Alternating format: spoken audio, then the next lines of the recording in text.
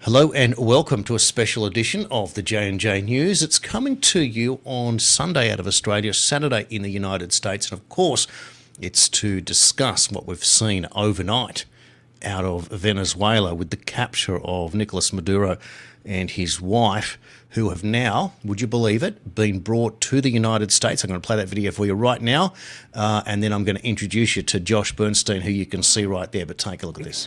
Slowly, deliberately, their hands look from here as if they are handcuffed. The way his legs are moving, it would appear to be that his or her legs, are chained also. Josh Bernstein, welcome. How about that? Amazing, absolutely incredible. I actually found out really late last night, and I felt like I had to immediately get into my studio and do a video. So I did a 4 or 5 minute video for my folks as well. But look, I've said this before and I'll say it again. When President Trump says that he's going to do something, all world leaders should take him at his word and his action. There have been many presidents before him that have promised to do certain things, have said certain things, have threatened certain things. Perfect example, Barack Obama in 2014, when he said, here's a red line. If you cross this red line, that's a red line. Remember with Crimea? And of course, they crossed it. They went in because they didn't believe him. Same thing with Biden. Look at the fall of Afghanistan. We literally telepath what we were going to do. You don't do that to your enemies. President Trump is completely different. If he says he's going to do something, every world leader better understand that we're not playing around, and we're not going to allow the scourge and scourge of drugs and fentanyl and cocaine and narco-terrorism to continue to kill Americans as well as other people around the world. And this was a much needed operation.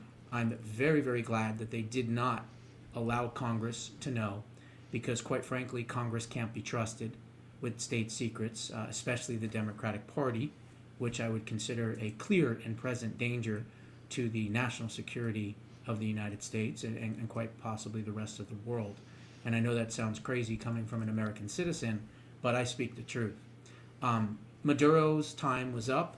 I predicted that he wouldn't last till Christmas. Well, that was pretty close. Yes, you said.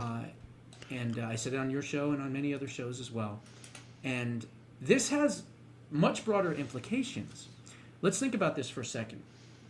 Could you just imagine that by 2028, if President Trump was to eliminate the narco-terrorism threats in Venezuela, get rid of the regime in Cuba that has been in power since 1960, and also get rid of the Colombian regime as well, and do all of that by 2028, you would literally have 90% of the world's drug problems completely wiped out.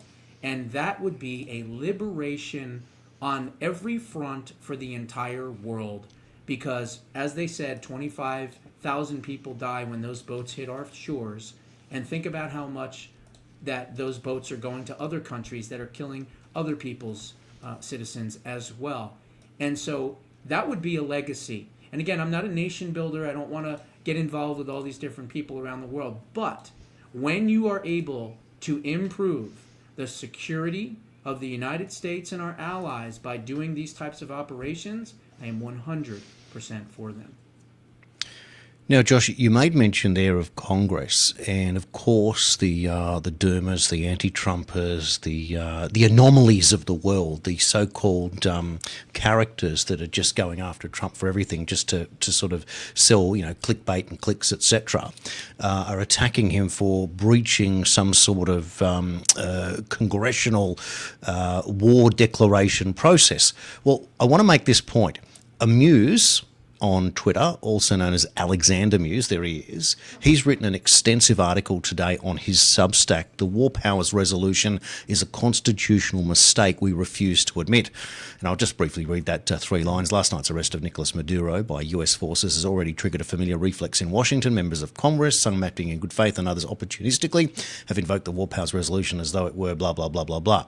What I'm going to do now is I'm going to, rather than get into it, because it's quite an extensive article, but he puts that argument to bed. Of what we're trying to say. Here's the link. It's going to pop up on the screen for you now. Just basically get onto Substack and Amuse on X, or you can go to X, Amuse on X himself and look it up. But that's the title of the article right there. Check it out if you want to get into the details of what Josh is talking about there to further confirm what he's saying there. And that's the point.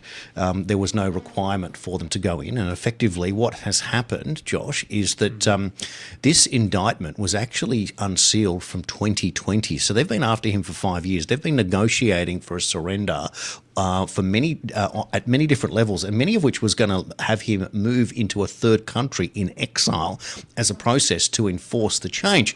He didn't want to go. He played silly games, and you get what happened there, where we've just seen him now in chains, effectively being dragged into the United States, where he will face trial alongside his wife and others in that sealed indictment. There was quite a few people listed there in that indictment. So I find that significant. Where we're going here. So this argument again, of course, that there's some sort of breach, and I can't understand if you are trying to protect American citizens just because you commit a crime or you live in a palace. And I'll show you this one here. The J.D. Vance sums it up better than I can. He says it right here. First of all, let's read the first one. The president offered multiple off-ramps, but was very clear throughout the process that drug trafficking must stop and the stolen oil must be returned to the US. Maduro is the newest person to find out that President Trump means what he says. That's exactly what Josh is saying. Kudos to our brave special operators who pulled off a truly impressive operation. But then there's this, and PSA for everyone saying this was illegal. Maduro has multiple indictments in the United States for narco-terrorism. You don't get to avoid justice for drug trafficking in the United States because you live in a palace in Caracas. Well, in 2 paragraphs there, I think Vance sums up exactly where we're going. Let me address a couple things. First and foremost, the War Powers Act allows a president to use kinetic action, if you will, for a certain amount of time. And that is something that through the executive branch must never change. Because if Congress, which always has gridlock, and you have people that are against things, people that are for things, if they're sitting there arguing and fighting, and now all of a sudden, the president loses that power to be able to act. You elect a president to act on behalf of national security. You elect Congress to act on behalf of the constituents to make their lives better. And so there's a clear distinction there. And so I don't have to read the article. I will, because you put it up. But I would disagree with the premise of the article right off the bat. We never want to get rid of the War Powers Act. And I'll take it a step further. What about the Supreme Court and their decision to allow presidential immunity? Do you think the Iran situation and blowing up Fordo and taking out their nuclear facility could have ever been accomplished if the Supreme Court would have curbed presidential immunity? This is what the left doesn't understand. Presidential immunity is not just for President Trump. It is for Barack Obama. It is for George W. Bush. It is for Bill Clinton. It is for, future presidents. They have to be able to act in a certain way in order to protect the national security interests of the United States. And so clearly this is another situation. Now, I want to add something else. This is going to affect the regime in Cuba in a huge way. They are so dominantly, completely dependent on Venezuelan oil. This is going to, I would assume, possibly cripple the Cuban regime, finally, after all of these years. By doing this strategic strike and removing Venezuela and removing Maduro and sending Venezuela and the people's liberation, let's face it, hundreds of millions of people are now liberated because of this one action. This is going to possibly topple the Cuban regime, possibly, I'm not sure, but it could because of how dependent they are on just about everything from Venezuela. Venezuela has been propping up Cuba for the last 15 to 20 years at least. And Fidel, when he was alive, he had other options to not depend so much on Venezuela. But now, whole different ball game. So I think this is wonderful because, again, you could possibly see the crumbling of the Cuban regime. And of course, if we go after the Colombian fields, the cocaine fields in Colombia, you could possibly see Petra there in Colombia be next. So I think there's a new sheriff in town. I think there's a reorganization of Central and South America. You have a lot of really great new leaders, from Milei to Bukele to the gentleman that just won in Bolivia, who was, ousted a guy that was very close to Venezuela. And so the times are changing. Nicaragua now has a new leader, of course. And so I think the times are changing, and I think that this new alignment, if you will, between the United States, Central America, and South America, that is going to be more conservative and more freedom-based, is going to be better for the entire region. Well, I've got just loading up a couple of images for you. Let's take this one first, Josh. This out of Ecuador. To all the narco-javista criminals, let me just take that banner off for people. Your time is coming. Your structure will completely collapse across the entire continent. To Maria Carina and Edmundo and the Venezuelan people, it's time to reclaim your country. You have an ally in Ecuador. Well, there you go. Now, let's have a look at this one. There's your map. So Venezuela, top right, Colombia left, and below to the left, Ecuador, to give you an idea of the geographic positioning. Colombia has deployed additional troops to its border, with Venezuela citing humanitarian reasons.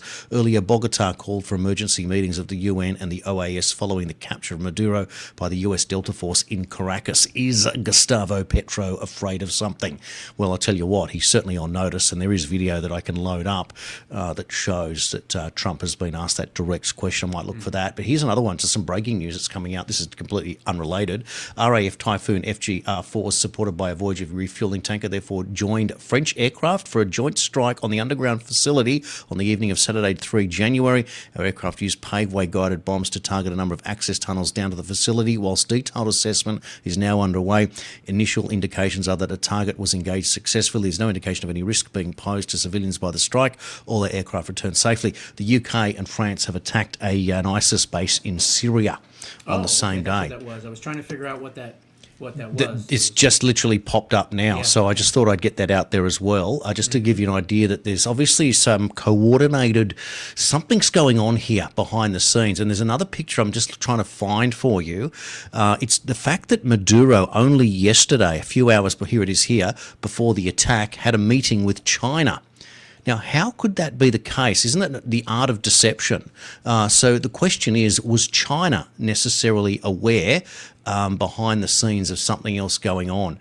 I'm just going to find that picture for you right now. So this is the point. So there's war, there's a deep state in all countries, not just in the United States. So the plot definitely thickens, but we're just moving into an area that we're still learning as we go, but very, very powerful facts that are emerging at the same time that makes you want to explore. But sticking with what we've got, I'm just going to load the picture up now, and here it comes.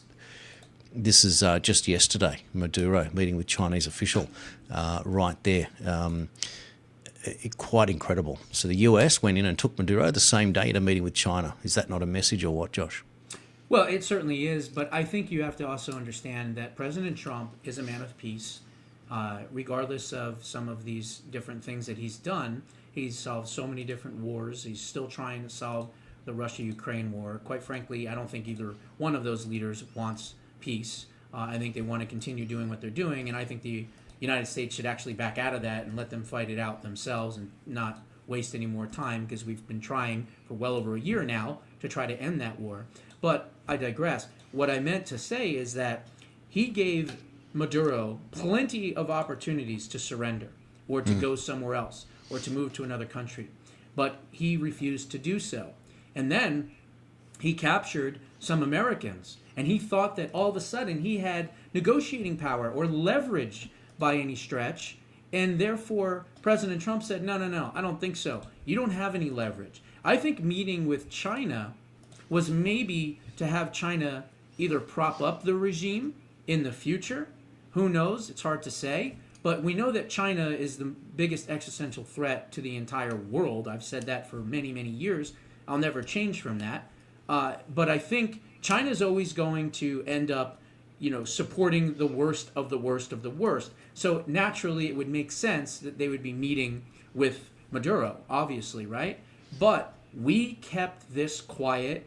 We did this as a surprise. They didn't know when it was going to happen. It happened in the dead of night. And again, we now have special forces that went in there. They knew exactly where the safe house was. They knew where he was located. They've been watching him for the longest time. They knew what he's eaten for breakfast, dinner, and lunch. And that's the advanced technology and superiority of the United States military that no country on earth should ever challenge or could ever be as successful at. And I think this is another proven example of that. Let's just put up now for you a tweet from a few months back. I think it's, there you go, July 27 last year, 9.9 million views. Secretary Marco Rubio. Maduro is not the president of Venezuela. His regime is not the legitimate government. Maduro is the head of the Cartel de los Sols. Pardon me. A narco-terror organisation which has taken possession of a country, and he is under indictment for pushing drugs in the United States. So there you go. That gives you some historical context there 6 months ago, that coming out. Here's the clip now of Trump addressing Colombia. Here we go. Colombian President Gustavo Petro, a couple weeks ago, he said he's got to watch his ass.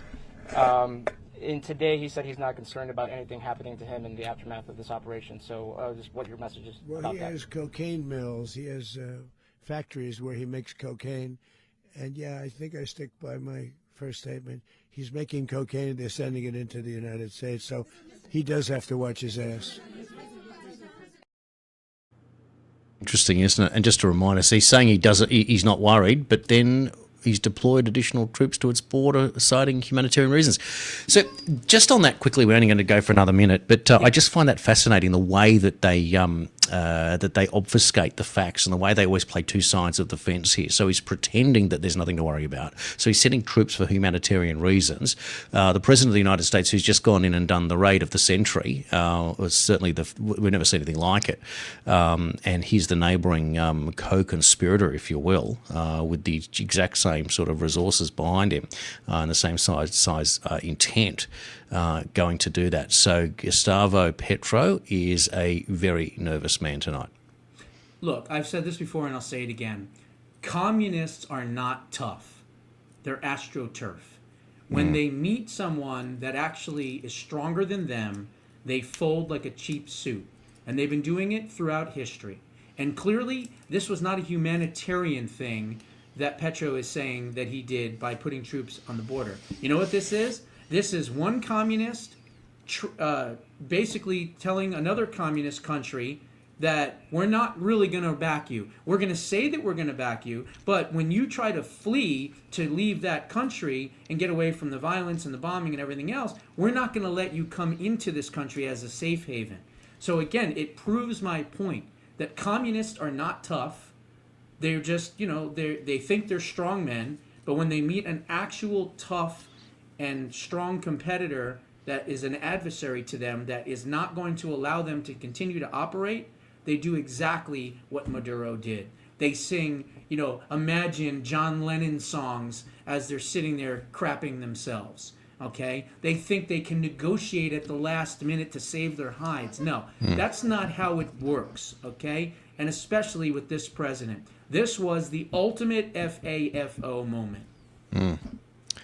So you have a system of it's a system of bullying, relying on mediocrity as a leveler, but at the same time depending on corruption, in other words, to make it work for the architects.